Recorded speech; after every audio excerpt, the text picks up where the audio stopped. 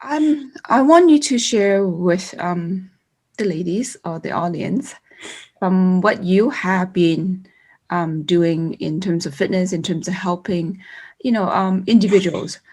In terms of, it's not really like really changing the workout, but how to shift the mind to believe that they can do it.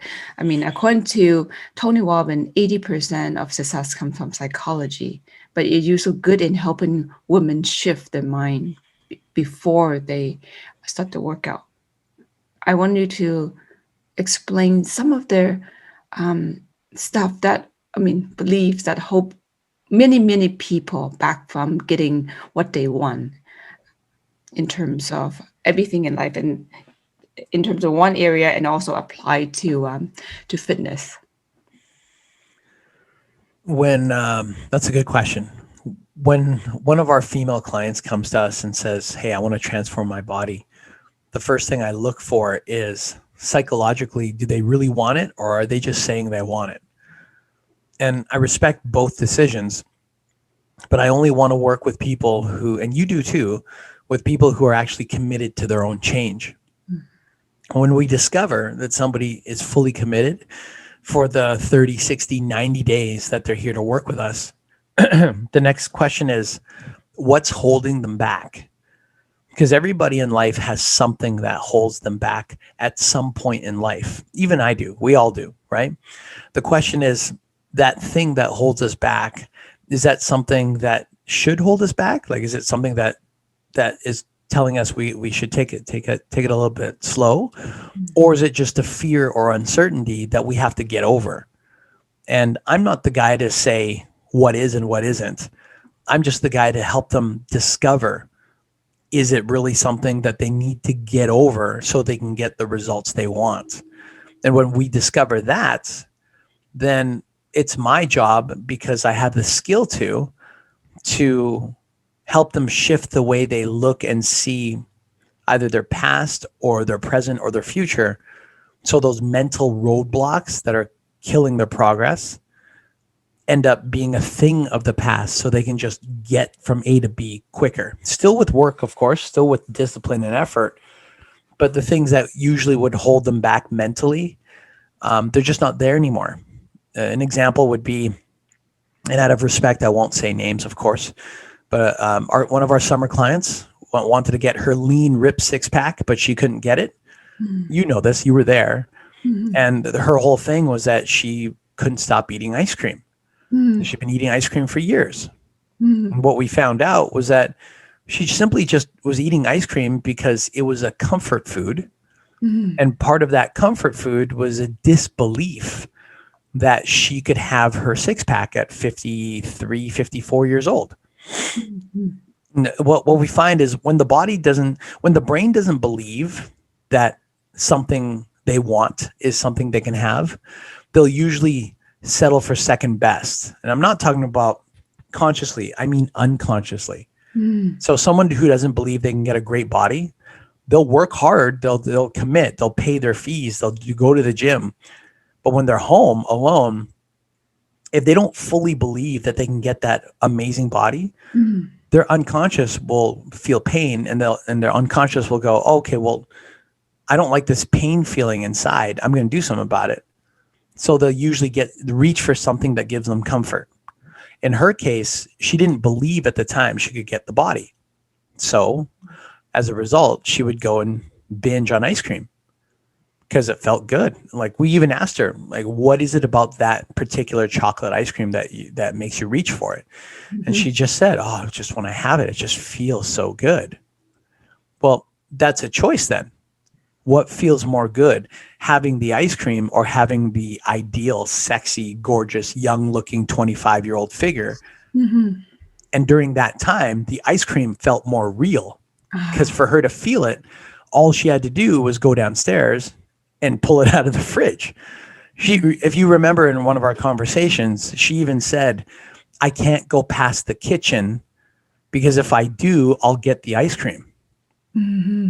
That's how strong the emotional connection was for her and the ice cream, compared to her and going after that figure, that body she wanted. So what we did, and what I did in that one session, was I found out what her connection was to ice cream. We, per se, unwired the emotional attachment to ice cream, which Right. took during that time, took about 30 minutes, 45 minutes. Right. And then every 2 weeks or a week to 2 weeks, we would ask her, hey, how's the ice cream?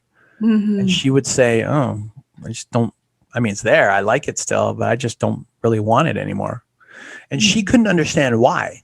Mm-hmm. But what happened in that moment was, all I did was I took her connection to ice cream. I lowered it, not from the conscious. So Mm-hmm. this is not something where we go, where we talk ourselves out of it, right? Like, oh no, I won't have that ice cream. Or in contrast, I won't have that candy bar, or I won't have that smoke, or I won't have that alcohol. You can't talk yourself out of that, because there's conscious and unconscious. They're Mm-hmm. wired up differently. Mm-hmm. So all we did is we went to the unconscious. We got her to separate the emotions. And because it was lower for the ice cream, it made room for her to feel stronger about her ideal body. So in a nutshell, that's what I do, but not from here. It's got to come from here. Ah, so the gratification of something else was stronger than something she wanted to go after. And in this case was her leaner body. The feeling of eating the ice cream was stronger. So you sort of shift the level of how desirable two things, right? Right, Uh, right, right. Which is something I wasn't always able to do. I started learning that capability in 2015, and it hasn't always worked. I'm not perfect, but in many cases, in most cases, it has worked, and it works best with people who actually want to make the shift, where they tell themselves, I really want to change. Like I really want to do this. I just don't know how.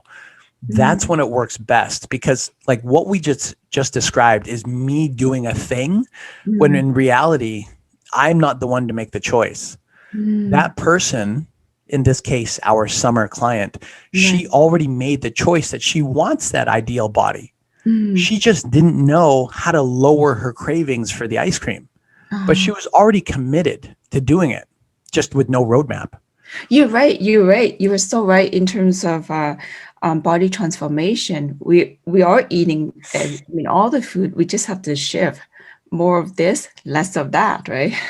When somebody actually wants to, yeah. And Yes. then that's when it comes back to my original explanation, that like what I'm teaching or what I'm talking about doesn't work if the person says they want to, but they actually don't. Sometimes people will say, oh, I want to have that great body, because they feel pressure from peers or from friends or their coach or whoever. But deep down inside, they're like, no, I don't really want it. It would be nice, but I don't really want it. Is that true though? Of course, some people are very comfortable just being, and no disrespect, I just want to say it for what it's worth. Some people are not happy, but they're content. Content means that they're not super happy about it, but they're not so unhappy about it. They're kind of in the middle. That's a dangerous place for anything, right? Like when people are content that they, are not super overweight, but they're not super in shape, then they sit in the middle. So they never really progress. That can be applied to anything else. Somebody who works hard at their job, who one day doesn't work hard, then they're content at their job. So they're doing just enough to keep the job, but not doing more to excel in it, and not doing so badly they get fired from it. Yes, Right? yes, you're very good at in assessing our clients when they first come to seek out our help. And one of the way I noticed how you tell whether they are really here to actually wanted to help. So, and I noticed that you give them some time, request them to do certain tasks even before we commit to them.